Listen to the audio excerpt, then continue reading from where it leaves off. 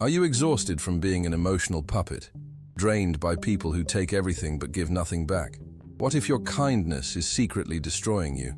Carl Jung exposed the brutal truth. The more you sacrifice yourself to please others, the more you vanish. But there's a forbidden secret hidden in your psyche, a primal power that can liberate you in 24 hours. This isn't self-help fluff.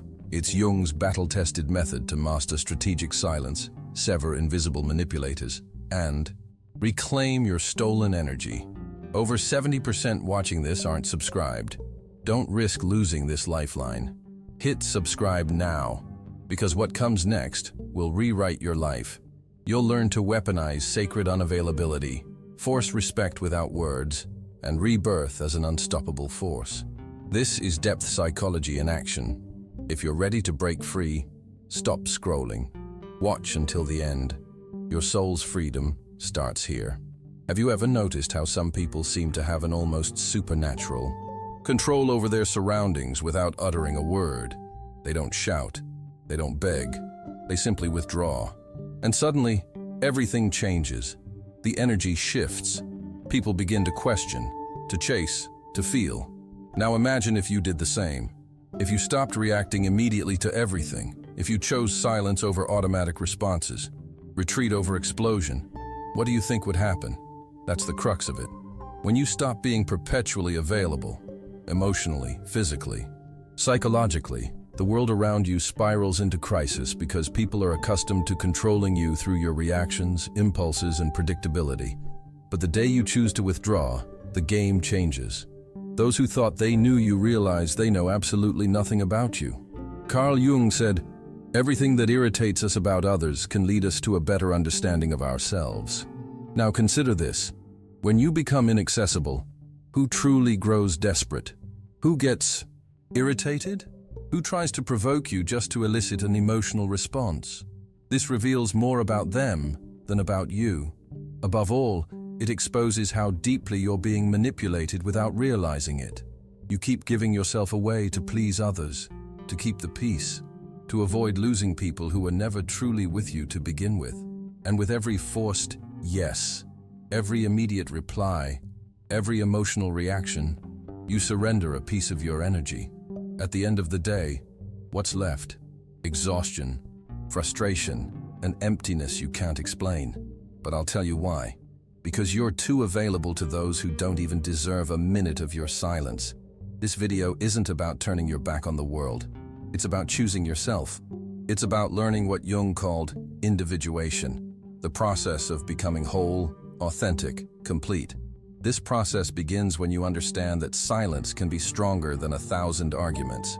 That withdrawal, when born of awareness rather than escape, is an act of power. So I ask you now, looking into your eyes, how long will you let others' emotions control you? How long will you react like a puppet every time someone pokes your wounds? Maybe it's time to cut those strings, to withdraw, to become a mystery. Because when you stop being available, everything changes. You've been taught to always be present, to respond quickly, to please, to say yes, even when you want to say no. Since childhood, you've been conditioned to believe your worth lies in how available you are to others. But here's a truth no one may have told you with such clarity. This excessive availability isn't a virtue. It's a prison. As long as you believe you must be accessible at all times, emotionally or otherwise, you'll be manipulated, drained, and forgotten the moment you're no longer useful. Why? Because being constantly available makes you predictable. And what's predictable becomes a tool. People start using you as an emotional emergency button. They press it when they want attention, relief, validation, then shelve you until next time. But you don't realize this because you're trapped in the illusion that being there for everyone will ensure someone is there for you. It doesn't work that way. Carl Jung spoke of the persona, the mask we wear to be accepted, loved, recognized. It's this very mask that keeps you overly available. You say, "I'm fine," while suffocating. You reply to messages instantly, even when exhausted. You explain, justify, defend yourself as if you owe the world something. The truth is, the more you center yourself on others' stages, the more you vanish from your own. Being always available is a subtle form of self-abandonment. It's a disguised way of seeking approval, avoiding rejection, and controlling others' perceptions of you. But this control comes at a cost. Your peace. Your vital energy is distributed as if it were infinite, when in reality it's finite, painfully finite. Those who demand your constant availability don't want you. They want what you provide: validation, company, distraction, emotional comfort. But when you change, when you set boundaries, when you refuse to react, these same people grow irritated, accuse you, call you weird. Not because you've changed, but because you've stopped being functional for them. Here's the harshest truth. The more available you are, the less others value you. What's overly abundant becomes an emotional rag. No one respects what they don't have to earn. No one values what's always there. So pause and ask, who truly deserves your time, your attention, your presence, or better yet, who deserves your absence? Before answering, we must understand one essential thing. Why do we react so much? Why do we cave so easily? What fuels this automatic urge to respond, justify, and please? The answer lies in what Jung termed psychic energy, and that's what we'll explore next. Your energy is all you have. If you don't learn to protect it, someone will weaponize it against you. Carl Jung didn't view the human psyche as an automatic machine reacting to stimuli without consequence. To him, the mind is an energy system. Every thought, emotion, and action consumes part of that energy. The question is, are you choosing where your energy goes, or is the world deciding for you? Every impulsive reaction wastes psychic energy. Defending yourself against unwarranted criticism, responding to provocations to prove you're right, engaging in futile debates, pleasing those who don't value you. You're spending inner strength on what doesn't nourish you. Jung was clear. What you resist persists. The more you react, the more you bind yourself. Emotionally drained people aren't weak. They're misdirected. And what happens to someone perpetually exhausted? They become vulnerable. When you're vulnerable, you're easy prey. Manipulative, opportunistic, and emotionally needy individuals sense this. They notice you don't guard your energy, that you react to everything, that you're always trying to fix the world, and they exploit it. Jung argued that a healthy psyche knows how to retain energy within the system. This means saying no without guilt, staying silent without feeling cowardly, observing before acting. True power isn't in reacting, it's in choosing when and how to act. This is only possible when you know yourself well enough to recognize your own impulses. How many nights have you lost sleep over unresolved conversations? How many hours have you spent ruminating on what you should have said or why someone mistreated you? This is energy draining away, sustaining ghosts that should have died long ago, feeding dynamics that exist only because you keep reacting. Psychic energy is like a force field. When guarded well, it creates presence. You enter a room and command respect without uttering a word. When mismanaged, you become invisible, reactive, fragile. The world has no mercy for those who yield easily. Start observing your triggers. What makes you react automatically? What makes you lose your center? These are the points where your energy leaks and where you must work. Not to become cold or indifferent, but to be selective, to be sovereign over yourself. Here's one of Jung's greatest revelations. When you conserve energy, you shatter the projections others place on you. This unsettles people, because we're entering the murky realm of silent manipulation. Next, we'll explore how opportunists feed off your energy, and why your unavailability dismantles their games. Prepare to confront those who've drained you unnoticed. You think you're in control. You believe your reactions are conscious choices, but the truth is darker. Most emotional responses are programmed. Those who understand this manipulate you effortlessly. Opportunists don't need to shout, threaten, or force situations. They press the buttons you've left exposed, and you react. Always. Jung called this projection, the psychological mechanism where people project onto others what they refuse to see in themselves. But there's another side. While others project onto you, you become a receptacle for these images. The more emotionally available you are, the more you become a blank canvas for their projections. You know that friend who only reaches out in crisis, that partner who needs you to save the day, that person who praises you only while you're useful. None of this is accidental. They're not relating to you. They're relating to the idea of you, the role you've agreed to play. Why do you agree? Fear of disappointing, fear of not being loved, fear of abandonment. The most effective manipulation isn't loud. It thrives in the silence of guilt. When you feel you owe others, when you believe you must be available, help, understand, even as it destroys you. Here's the crux. Manipulators don't need to control you. They just need you to keep reacting the same way. But when you stop reacting, the game collapses. When you say no, respond with silence, withdraw instead of explaining. Their projections crumble. The mask they forced onto you falls. This unsettles people because they no longer know who you are. Worse, they're forced to confront themselves, and not everyone is prepared for that. Your unavailability is a threat. It forces others to face their own emptiness. The silence you offer reveals the internal noise they've avoided. Then come the attacks, criticism, emotional drama, not because you're wrong, but because you've stopped. Being a convenient mirror. Jung said, "We do not become enlightened by imagining figures of light, but by making the darkness conscious." When you withdraw, when you stop feeding the cycle, others' shadows emerge. This is unbearable for those who've used you as an escape. But what about you? Are you ready to be misunderstood, rejected, even attacked for protecting yourself? To endure the silence that follows rupture? Because it's in that silence that a new power is born. In the modern, noisy world, everyone wants to be heard, to respond quickly, to win pointless debates, even at the cost of their peace. But there's a power few know, and even fewer master. The power of silence. Not passive or cowardly silence, but conscious, strategic, brutally lucid silence. Silence that isn't absence but amplified presence. Jung saw silence not as emptiness, but as fertile ground for inner transformation. When you stop reacting, you begin to observe.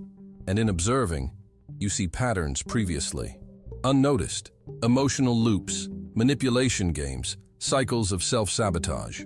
Silence grants lucidity, and lucidity terrifies those who seek to control you. Notice how some panic when you don't respond, when you don't explain, when you vanish? It's not because they miss you. It's because your silence strips their narrative control. While you speak, you're still in the game. When silent, you change the rules. This destabilizes those who thrive on your reactions. True silence isn't voicelessness. It's mastery over your energy. It's refusing to be dragged into others' emotions, consciously avoiding battles unworthy of your energy. Jung said individuation, becoming who you truly are, requires this distancing, because only in silence can you hear yourself without the world's interference. But don't be fooled. Silence has a price. It will distance you from those who valued you only for the role you played. You'll become incomprehensible to those who saw you through their projections. You'll be labeled cold, distant, arrogant. But these reactions come from people who never wanted to engage your depth, only your utility. Here's the hard truth. The more you mature, the more selective you become with words. You realize every sentence is an energy investment.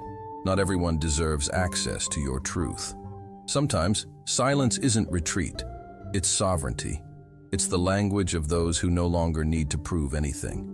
Silence is uncomfortable. It forces others to face their own thoughts, their inner noise.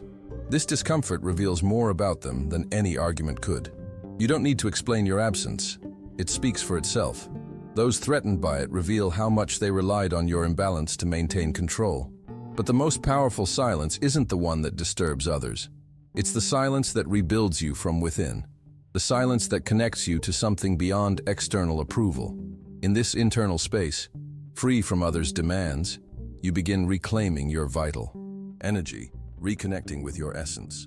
It's not enough to block external noise. You must relearn to use your energy consciously, to choose where it flows, where it stays, and most importantly, where it must never be wasted. It's time to be selective with your soul. If you're reclaiming your energy and setting boundaries, you'll find value in my book, Beyond the Shadow. It breaks down Jung's key ideas and offers tools to protect your energy, set boundaries, and reconnect with your true self. The link is in the pinned comment. Intellectual understanding is useless if, in practice, you keep saying yes when you mean no, replying to draining messages, engaging in empty conversations, or clinging to relationships sustained by inertia. Awareness without action is self-deception. True transformation begins when you firmly decide to become selective. Conscious unavailability isn't about being cold, arrogant, or indifferent.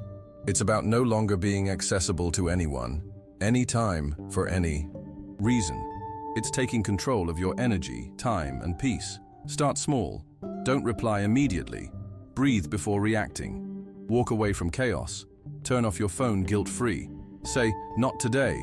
I'm not interested. I won't engage." Most importantly, you don't owe anyone explanations for your absence or silence. You owe nothing to anyone but yourself. For many, this is unforgivable. It strips their power to keep you in a narrative where you're always the helper, the understanding one, the ever available. Jung understood that individuation requires isolation, not depressive isolation, but sacred isolation. A retreat to relearn, listening to your voice without the world's interference. To rebuild your identity not from others' gaze, but from your core. Want a gauge of your growth?